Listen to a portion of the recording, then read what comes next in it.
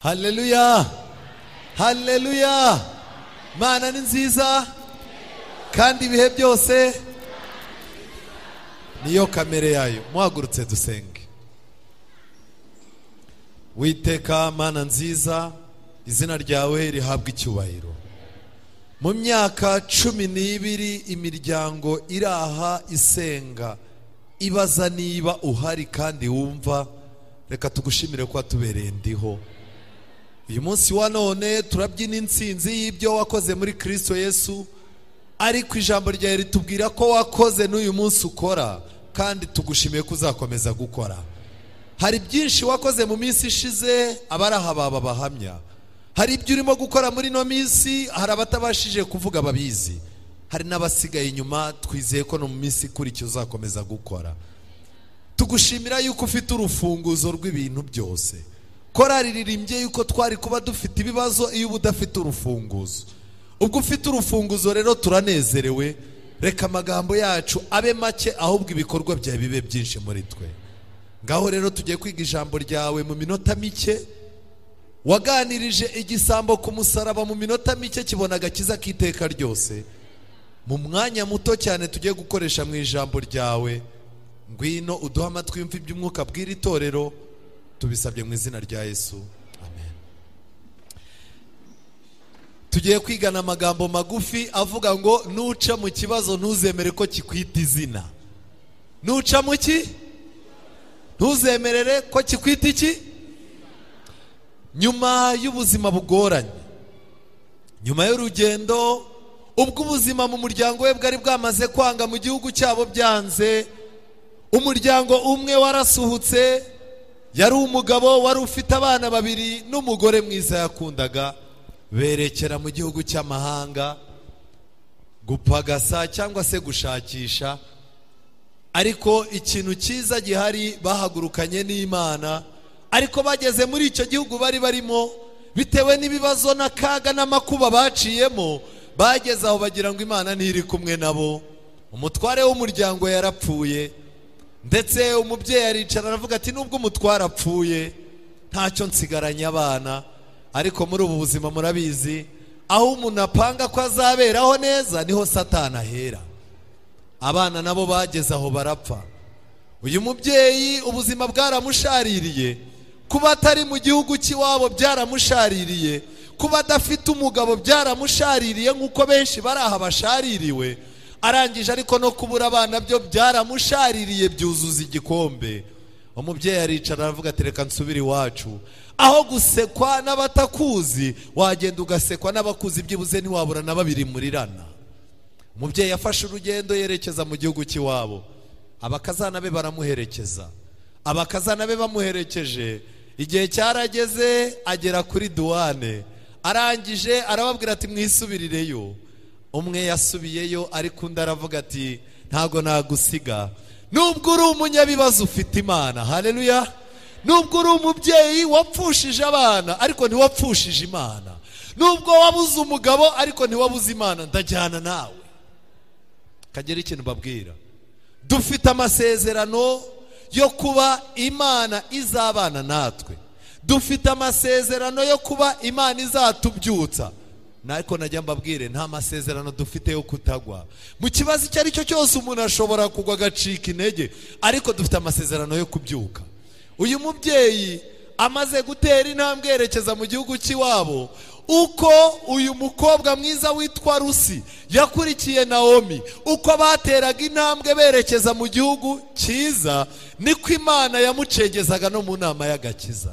Kagira ikintu mbabwira, turi mu buzima butugoye, tuzengurutswe n'ibibazo, ndetse hari ibibazo byinshi dushobora kugira abantu ntibabashe kubibona, ariko mu ijuru hari Imana.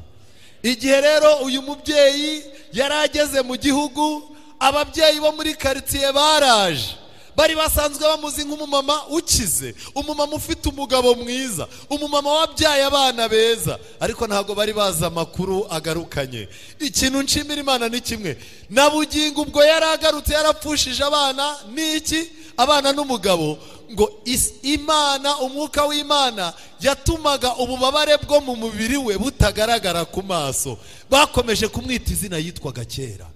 nshimira Imana yuko mu bushomeri, mu bibazo, mu bigeragezo urakubitwa wagera ku rusengero ibibazo byakurenza abantu bakakubaza bati imari wayikuye he kusa neza. Reka ngira ikintu babwira, n'ubundi dukomejwe no hejuru.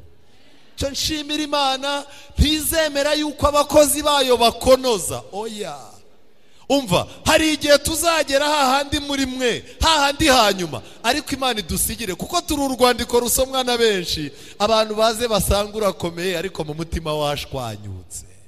Turi igipapuro, turi pano publicitaire Imana yandikaho ubutumwa bwayo. Uyu mubyeyi rero igihe bari barimo kumubwira, ababyeyi barakomeza baramubwira bati rwose uyu ni Naomi se. Umurongo wa 20 w'igitabo cya Rusi igice cya 2, umubyeyi arangije arabitegereza arabasubiza ati ntimukanyite Naomi. Naomi byasobanuraga iki murebe muri Bibiliya zanyu hasi? Naomi risobanura umunyagikundiro. Haleluya. Kuba uri umunyabibazo abantu benshi bakaguta, bene wanyu ntibakwegere, ku Mana uri umunyagikundiro.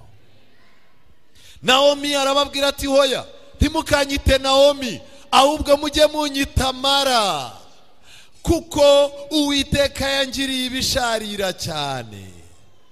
Uyu munsi wa none abantu bose abahoze bashima Imana, isi yarabafashe bahandi mazina, abantu bigize abarakare, abantu basigaye bahekenya amenyo, abantu baricara mu rusengero bamubwira uti icara twicarana akakubwira ati si inzu ya so mvi iruhande.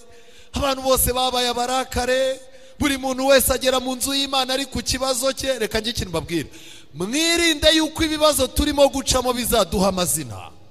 Twitwa amazina meza, turabanyagikundiro ku Mana. Irinde yuko ubukene bwawe abantu bazabwuririraho bakakwita izina. Irinde yuko ibibazo byawe bizatuma wiha izina. Nigeze kuganira n'umusore mwiza w'inzobe mugufi, yari umwana mwiza ufite amafaranga, mu gihe twari bato yambaraga supuresi nziza n'ikoboyi. Ndangije ndamuganiriza ndamubwira ni ubundi mbwira witwa nde? Arangije arambwira ati ubundi nge ndi Miranzi ya Nyamunsi, naranutse nuko ndeba uku nguku, nariye umwanda puberi. Ariko reka ngiye ikintu mbabwira, abantu mwariye puberi mwiriwe. Nuca mu kibazo uzirinde ko cyakwita izina. Turi abantu b'umwihariko badasanzwe. Mureke muri twe havemo abariye umwanda, abamama ibibazo byaheranye, abana agahinda kabo katwaye kugeza ubwo kagaragara ku maso. Mwirinde kumera nk'uyu mubyeyi. Igihe cyarageze uyu mubyeyi Imana iramusetsa.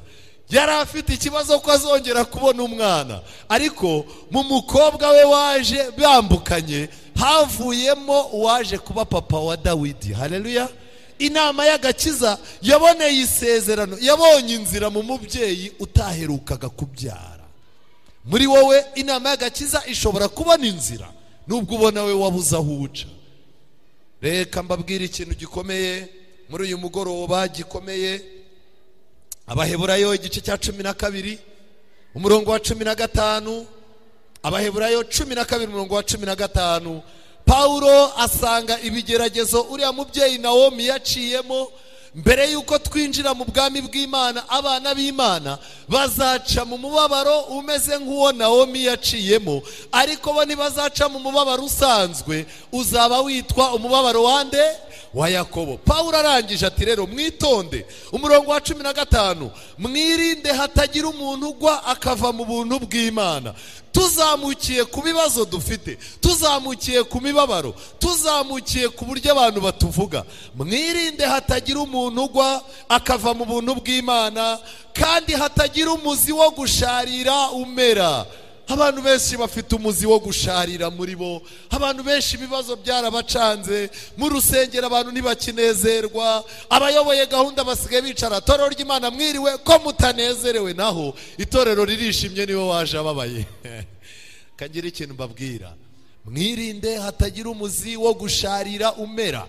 Mureke tunezezwe n'ibyiza Imana yagennye mu nzu yayo, kandi hatagira umuzi wo gusharira umera ukabahagarika imitima, abenshi bagahumana. Turi mu gihe gikomeye, abantu barimo guhumana. Muri ubwo burwayi abantu barimo gucamo budafitiye ibisubizo, abenshi barimo barahamagara ababwiriza bayobye bakaza kubasengera bagasiga bahumanye. Irinde udahumana, irinde. udahumana. Dufite abantu benshi ibibazo birimo gukura mu makorari, dufite ibibazo byakuye mu nzu y'Imana, ngo Imana y'abadivaniste ntibasha kuvuga. Icyo nshimira Imana, Imana y'abadivaniste ntabwo ipfa kuvuga mu bintu bitari serious, kandi aho kugira ngo ivuge izakora. Haleluya. Ubu se ntabwo yavuze? Yavuze. Mwemerera Imana yitwa Imana. Turi mu bibazo byinshi kandi ntibizashira, ariko irinde ikibazo kitazakwita izina, ahubwo mureke dukomeze twitwa abana b'Imana. Haleluya. Ibyo ubwabyo biraduhagije. Nibyo mbifuriza, nanjye nifuriza mu izina rya Yesu. Indirimbo ya korari abakurikiye Yesu ivuga ngo ubu namenye yuko kwizera ari byo bifite imbaraga. Abantu benshi barimo baravunika mu bintu byinshi, ariko nagiye mbabwire ngo ngombwa ni kimwe, ibibazo ucamo nibyo, ariko irinde ko byakwita izina. Emera ugume ku izina Imana yaguhaye, uri umunyagikundira imbere y'Imana. Imana ni nziza. Dusenge. Witeka Mana nziza, izina ryawe rihabwe icyubahiro. Kwita ku bibazo byacu no kubiganyira abandi, nta numwe wigeze abiboneramo igisubizo. Wagennye ibihe byiza byo gusenga ngo tuze turirire imbere yawe, tukwikoreza amaganya yacu kuko wita kuri twe. Naomi nyuma yo guca mu bibazo byinshi, wamuhaye imbaraga mu maso, abantu ntibamenye ibyo yaciyemo, ariko arangije acika intege, yiyita mara, ushaririwe. Hano muri iri teraniro harimo abantu benshi bashaririwe. Hari abo kubura akazi byateye gusharirirwa, hari abo guhura n'ibibazo, kutabyara, gupfusha, kuba nyakamwe no kubura epfo na ruguru byateye kwitwa bamara. Muri uyu mugoroba turabasabiye ngo basubize ku izina ryiza, reka bongere bitwa abanyagikundira imbere yawe. Numva yuko ashaririwe no kubaho, uri umunyu uryosha ubuzima, ngwino dutere kunyurwa. Iyi korari uyambika imbaraga, natwe twambika imbaraga, kugira ngo abari wowe umenye ibyacu, kuko umunyetiyopiya ntabasha guhindura ibara rye, ariko wowe ubasha guhindura imitima yacu. Ngwino ubane natwe muri uyu mugoroba, abo wakoreye byinshi byiza bakomeze bagushime.